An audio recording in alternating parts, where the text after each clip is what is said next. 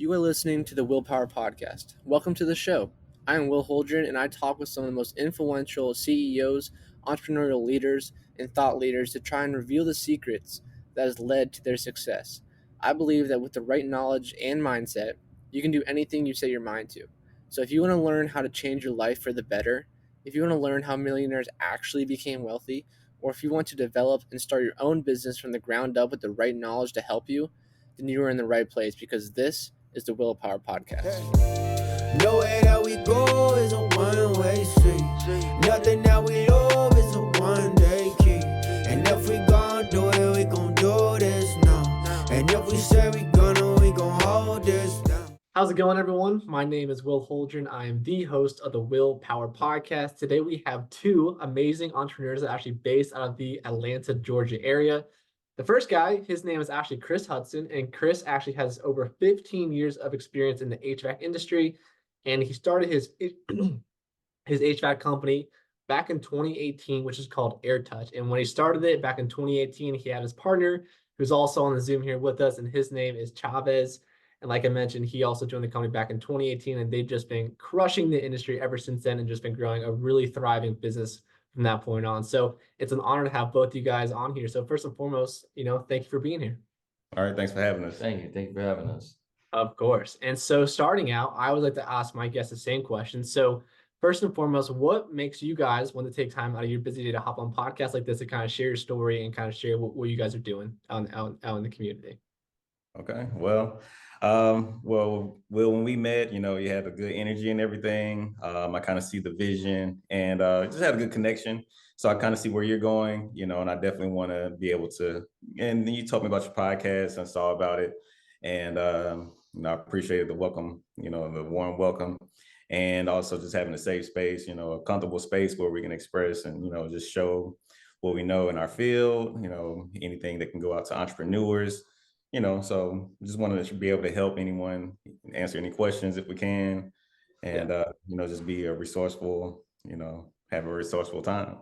I love it. And that's what this podcast is really all about, kind of just revealing stories of entrepreneurs that started their own company, have made it successful, right, through the ups and downs, and that comes with every business, and are still sticking with it, are still making work at the end of the day, right? And just really just revealing those secrets of how you guys got there. And so I want to jump into your guys' story starting out. So to begin with, were you guys always entrepreneurs growing up, or was this kind of the first entrepreneurship gig you guys, kind of started in your own life journeys? So whatever one of you guys want to go first on that one. We can say we both had the hustler mentality since birth. Let's just we hustled, throughout life. When we first met back with one company that we worked together in, he was always, jumping on board, doing the next best thing, and that kind of motivated me to do the same thing myself. So when I jumped on board and started doing my own thing, we finally in 2018 got together and made it happen. So we developed this company. We made it happen as far as, going through COVID and making it here. Yeah. Pretty much the same. In fact, I think you left out a part, we from birth, but, as a kid, he had stories of working with his dad in the construction field. And I'm the same way, we're both 3 years old. He has his stories when he was a kid. I do too. So just working with our hands has always been just what we've known. And coming out of high school, we both knew that we were going to be in some kind of trade. We're two different ages, but we still had the same mindset that, we weren't going to take the traditional route or college or anything. We wanted to go to a trade because we've seen our fathers and all of that. So yeah, and just got our training, and we decided to, take that challenge, before we started our families and everything. We just decided before we bring kids into our picture, we're going to go ahead and try to reach out. And if it's any time to take a risk, this is the perfect time to do it. Yeah, 100%. And I want to touch on the fact that you guys jumped into a trade right out of high school. So I feel like so many kids in high school nowadays, I feel like college is really the only route once you get out of high school. But the problem with college, especially nowadays, is how expensive it is, right? So How many kids are getting like a Mickey Mouse degree in a way, right? And just are getting in so much debt with no real, vision of kind of where they want to go. But honestly, jumping into a trade is one of the best things I think someone can do. First of all, like you're talking about, it really helps you guys develop that hardworking mentality, right? And also, there's so much money to be made out there, right? Like you guys got the knowledge first with hands-on experience working for a company, right? And then you guys have that experience where now you guys can branch out and build your own company, right? And so now you guys are gonna be hiring kids that went to college, right? Eventually to work for you guys. So it's just Yeah. an interesting concept, like that trade, coming out of high school. But I think so many more kids need to actually realize that and think about going down that route. They need to realize that, when you work with your hands, AI can't take your job away yet. Yes, yes, you guys have job security when it comes to that, no doubt, no doubt. And so jumping into that, why did you guys decide to go down the HVAC route to begin with? I mean, obviously there's so many trades and stuff, but why did you guys decide to go on HVAC route? When you do HVAC, you learned every other trade. I've always say, tell a plumber to come do heating and air, he won't know it. Electrician, he won't know it. A sheetrocker, he won't know it.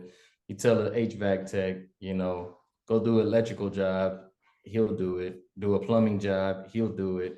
So it's all around everything. Truly, it's the highest paid trade in the construction field, right next to electrical work.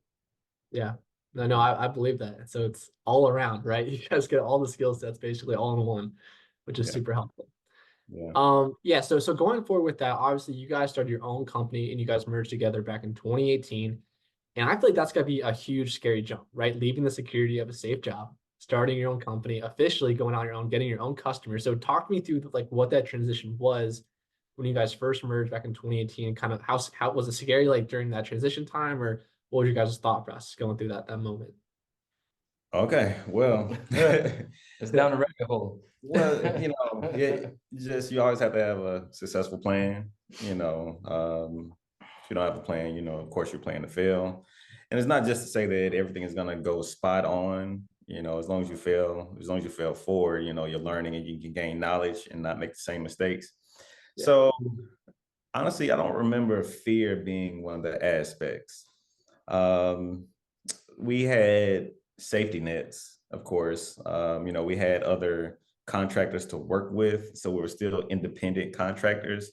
We just had, we're working on building clientele as well as working underneath a couple of companies. So if we weren't as busy, we were still able to contract on and lead and, kind of tag along on a couple of jobs. So we're still getting experience, getting ready to get our license and all of that. So the fear part, I would say that actually came more so after we merged and everything was more stable, because we just saw bigger obstacles coming, and so we kind of pushed to those, that fear stage, because we just knew that we weren't going to jump completely out there, without a safety net. But overall, that's pretty much how it started. And, we just started building clientele from there. It was just a lot of networking, a lot of passing out cards. We've been passing out cards for over 10 years. So even before we left, we were making a transition to getting our names out. Yeah. And once it died down, we were able to kind of just slow rise and, pretty much get there. Yeah. The networking part was the fearful part, talking to people. That right there in itself was a major hurdle for myself, just to people, meet with them, make sure that I'm gonna say the right thing, that, the prices that I give them are in there, and just the all around meeting new people, outside the comfort zone. Right. But the cool thing about what you guys are doing, obviously, is it's a partnership, right? So you don't have to be the expert in all the areas, and neither does Chris, right? So you guys complement each other very well, when it comes to that regard. And I kind of want to go into that a little bit more, because you guys are pretty, special when it compared to my other podcasts, because you guys are a partnership, right? It's not just one CEO. You guys are in this together. So I want to know, from the partnership standpoint, how did you guys know that you guys would be a good fit for each other? And when did that level of trust come to mind? Like, okay, like I can jump into business with this guy, because that's a big decision, right? Like getting married is a huge decision. Picking a business partner is a huge decision too, right? So how did you guys come to that trust, I would say? Well, I like to reference back to this, we have to kind of renew our friendship. Not vows, but friendship. Yeah. But Yeah. honestly, it might sound crazy, but it's almost like a day one type of deal when we first met. So it was like a business at first sight type of deal, except we weren't, we were working at a company, but we of course, since we started the same day, it was a handful, it was 5 of us that started the same day. So once we, we were the newbies of the company. So we worked together a couple of times. So we just had good interactions there. We took a company trip with the company about a month after our the first day of us being employed. We got to know each other there, as well as a lot of other folks in the company. But there was a couple of times Chavez he has more experience than I have in the field. But there was a couple of instances where he kind of stuck up for me as well, and I was not so much a lead yet. I was still in the helper stage. I was confident because I was already, in the field, but I was confident that I was a lead. Chavez pretty much stood up for me in a meeting, or when there was guys talking, the big guys, the leads were talking around. I was like, yeah, Hudson's a lead, and they called me Hudson then.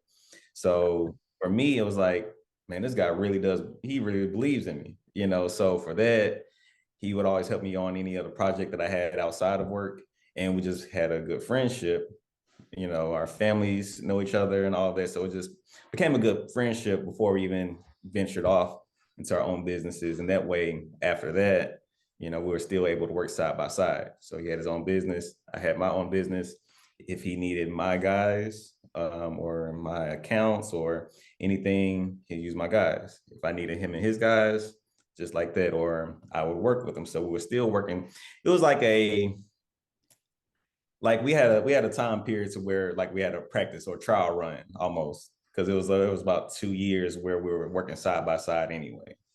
So, but like I said, it was pretty much the history, from even working at the company that we're working at, starting from there and just building up trust. And, it just came to a point where I just called him one day.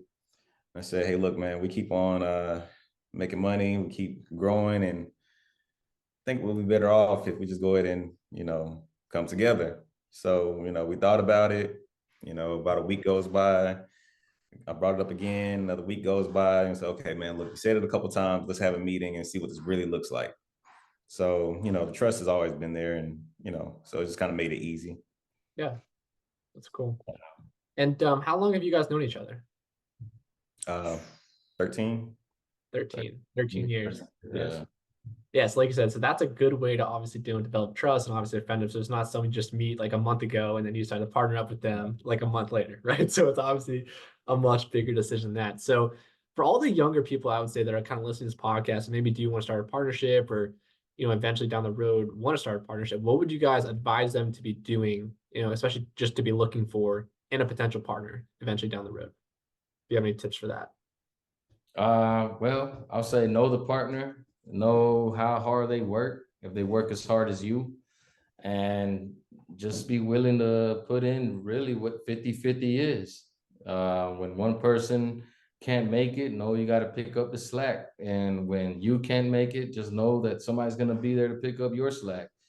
Right. And if you want to do a partnership, just, be really, 50-50 for each other. There's going to be life turnarounds. Life hits you with a broomstick and a couple rocks and throws the whole sink at you.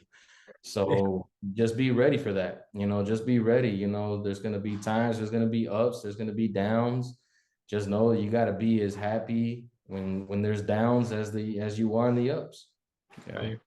So you guys got to keep that faith, keep that trust, even in the low moments, right? So, and definitely, you got to look at the other person's background as well, not to the to a different extent. Just how are they in their personal life as far as do they quit in different difficult situations? It's kind of like a job interview.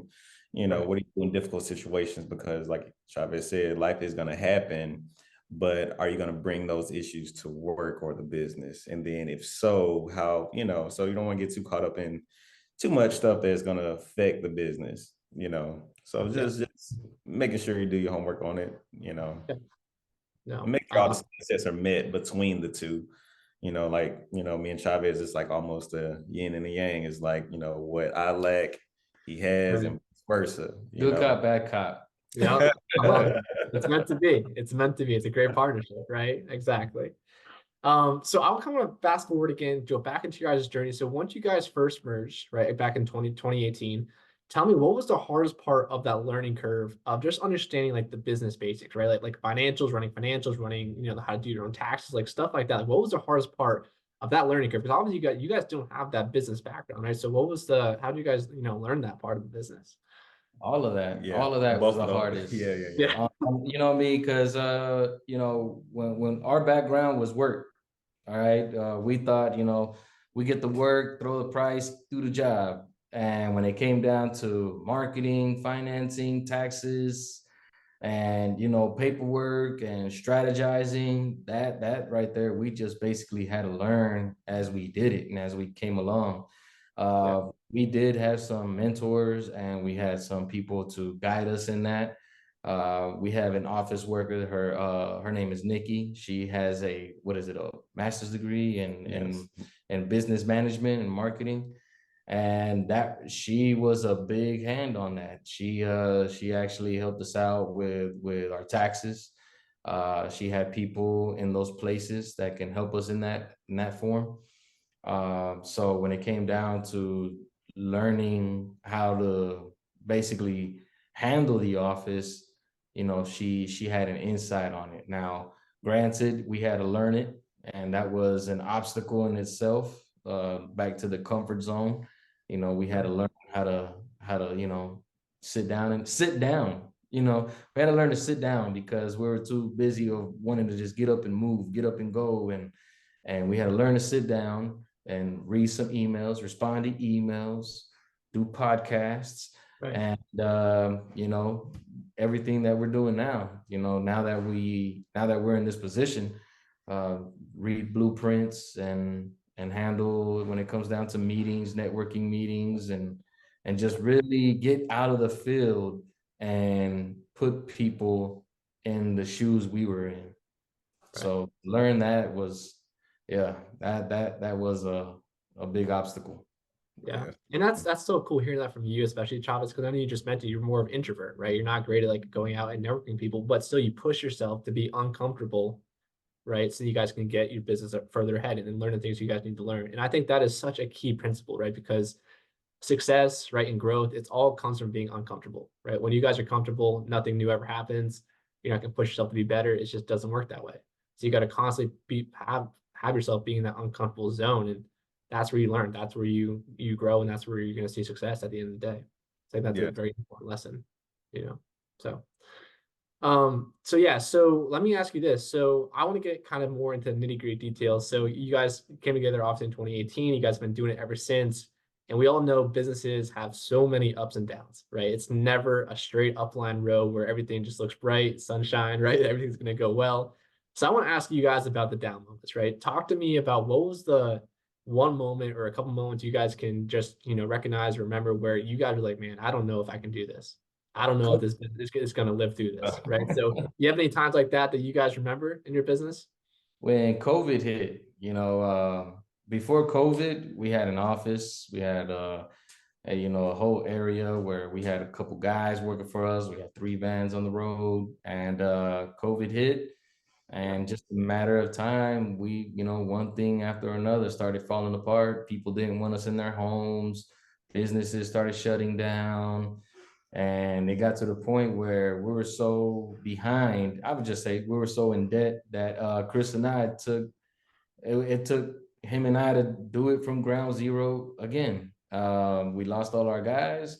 Nikki stuck it through with us, and we got to the point where he was in a van, I was in a van, doing service, installs, going back to the office, doing emails, doing everything else that the office requires us.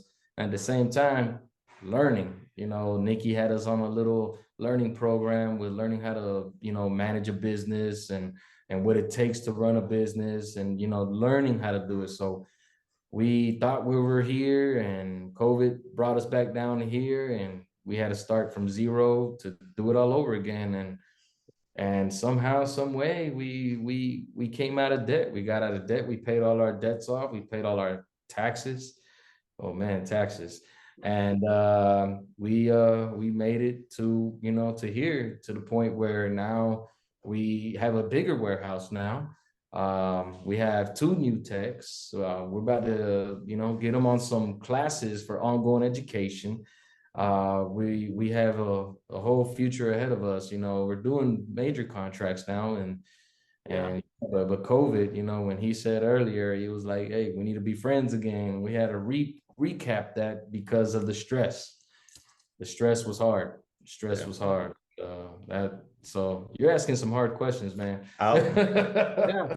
I'll add to that as far as what one of the parts that um one of the fears or one of the things that made me realize or just like became hard was when a couple of large checks did not come through.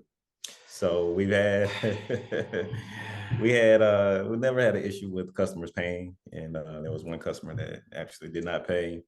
It was a pretty nice size job. And then after that, you know, we got through that one. Um, then there was commercial checks. So we were kind of worried at one time. There was a very large amount. It was a very large commercial project we worked on, and we had to go into savings, and then start just kind of backpedaling a little bit. So at that point, it got a little weary, and maybe second guess because it was like, wait, cannot be what business is about. So that was one of my things that got to me. Yeah. That's a risk. That's a risk Yeah. we didn't think about fearing about having contractors not paying you. When Right. homeowners is one thing, and then putting them through collections is another. And then when you got contractors who just decide not to pay you, or they get fired on a job, and now what do? You're left dealing with the homeowner who isn't satisfied with that contractor, and now you got to prove to yourself to that owner of that building that, I mean, hey, that was him. This is not us, Right. So there's a risk in all that. And that risk, it was something that we were that we weren't used to. Let's just say that. It's not that we were fearful of it. We just, we're like, hey, let's just go do it. We got it. Right.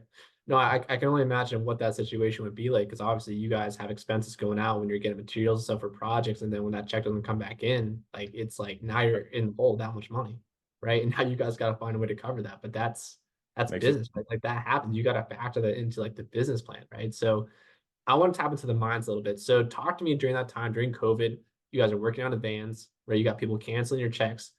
Did it ever cross your mind to like we're done? Like I don't want to do this anymore. Not fully. Not fully. Not fully. We've always pulled through, and there's by the grace.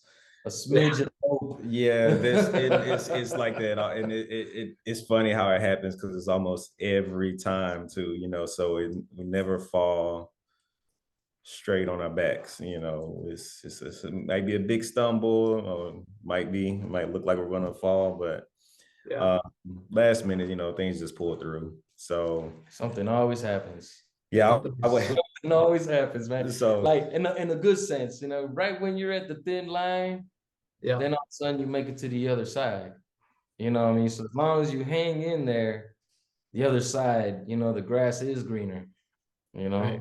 Yeah. So because it's not gonna be perfect. It's not gonna be perfect. I mean, it's just like, AirTouch is our marriage. We're married to this company, and so we can't quit it. Just like you can't quit a marriage. Like there's gonna be hard times. It's gonna be hard times in business. And if you push through and just learn from those mistakes, or just try to prepare for those mistakes and keep growing, then you'll be fine. So it gets really, really tough. It does. It does. Kind of affect you mentally. Then you have a family to support as well. So as long as you have a good, at home life, and so that's another reason why we're able to do it. He has a stable household. I have a stable household, and that's one thing that kind of helped push us through. And then, to where, our families were patient with us and everything worked out. Money came back. Right. Right. Yeah. I can only imagine. And that is honestly, it's such a great mindset to have. And that's truly what a successful entrepreneur's mindset is. Now, I'm not just saying that because I've interviewed hundreds of entrepreneurs, right, that are worth a lot of money, right? And all of them have had a low moment where they've had to push through. It was like bankrupt, right? Or start over. And that's what it is, right? So, and they found a way to do it. So it's super cool to kind of see that same scenario, obviously playing in your business. It's just a different scenario because of your business, the business that you're in, but you still push through it, right? So I know that a huge amount of success is going to be coming your guys' way. So that's going to be super cool to see, in the next years, and how you guys grow and thrive. Because one of the things is who could have accounted for COVID, right? Like something like that should just happen. Like no one, right? And of course, it's 2 years after you guys start your business. Like that happens, like one of the weirdest things in the 21st century, right? So like who could account for that? But now you Pandemic. guys, yeah, have survived that. So that's super cool. So talk to me, have you guys put in any, I guess procedures or any way that you guys are now mitigating risk for like certain scenarios like that popping up again, like let's say a contractor doesn't pay you or another freak thing like COVID? Like, are you guys now implementing any procedures or policies that you guys are kind of more prepared if something like that happens again in the future? Yeah, we have stronger contracts, you know, and in all transparency, since we're entrepreneurs, so this is part of the things we failed. A couple of those jobs we might have been a thing I overlooked or Chavez overlooked as far as in the blueprints. So some of those things we kind of had coming to us. So those mistakes, we just had to prepare for those. We just go in with a magnifying glass on certain jobs, especially on commercial jobs. There's a lot of fine print. There's a reason why blueprints are 2 foot by 3 foot long, and sometimes bigger, like poster board size, and there's 50 pages. There's a reason, because there's a lot. It's almost like having a small almanac. But Right. all so that's how we prepare for those mishaps. But as far as on the residential side and contractors not paying, we have a better contract. And then we're also more equipped. So we have, a legal side, that's ready to take action as well.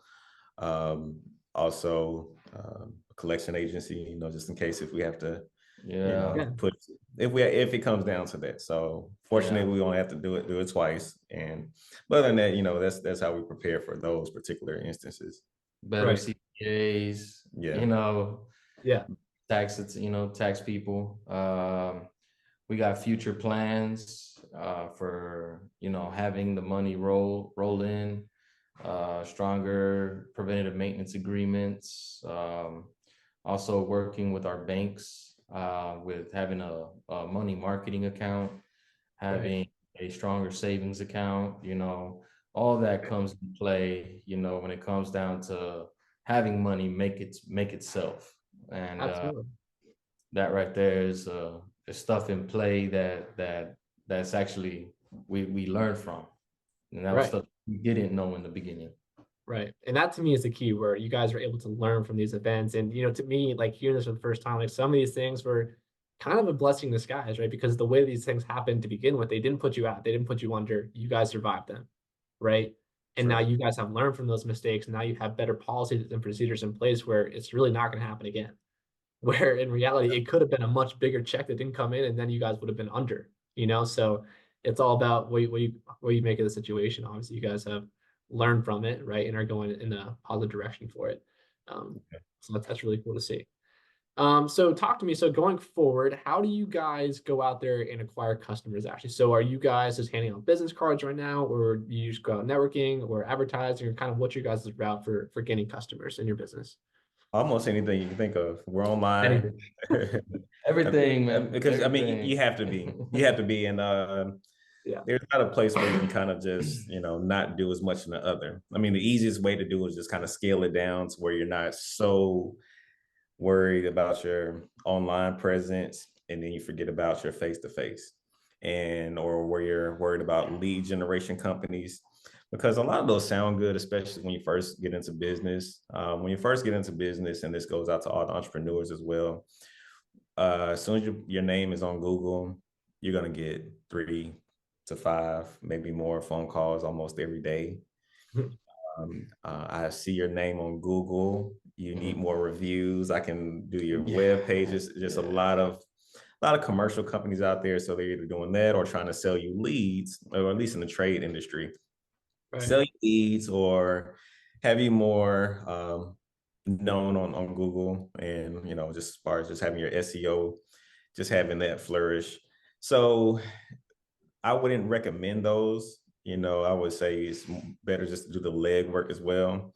So our number one is the leg work, because when we first started passing out business cards, before we actually branched off, social media was used strictly for social media. It really wasn't for advertising. This right around the time of Instagram came out, but it wasn't what Instagram is now. Right now, you have advertisement every time you scroll.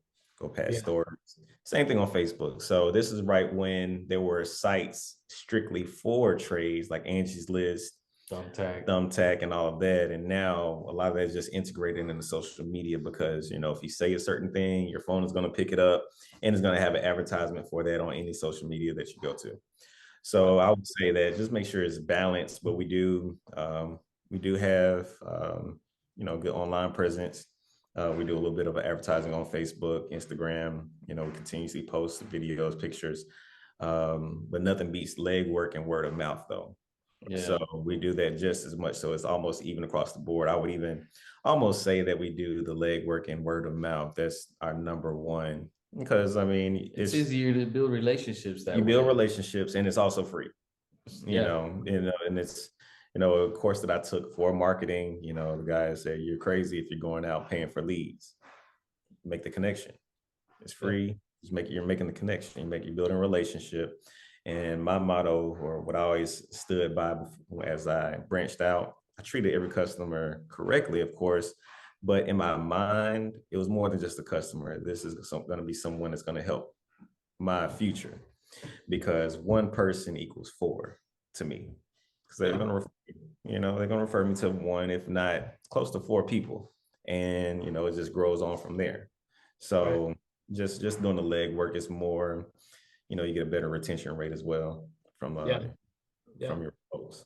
Yeah, those are all fantastic points. I think a lot of people starting out in business definitely miss out on that because they're like, oh, well, I'm just going to go and spend money on ads, when in reality, it's all about relationships, right? So one way or another, you got to go face to face, meet other people, shake some hands, and that's really how you're going to get your customer base starting out.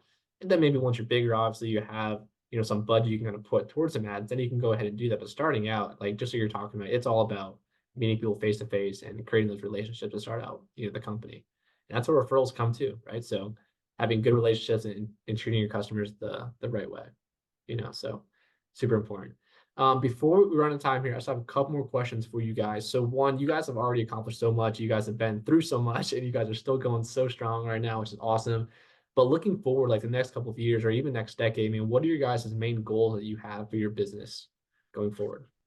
Well, the main goal for the business is to solidify our name in this commercial line, and to, you know, put our name out there in the residentials.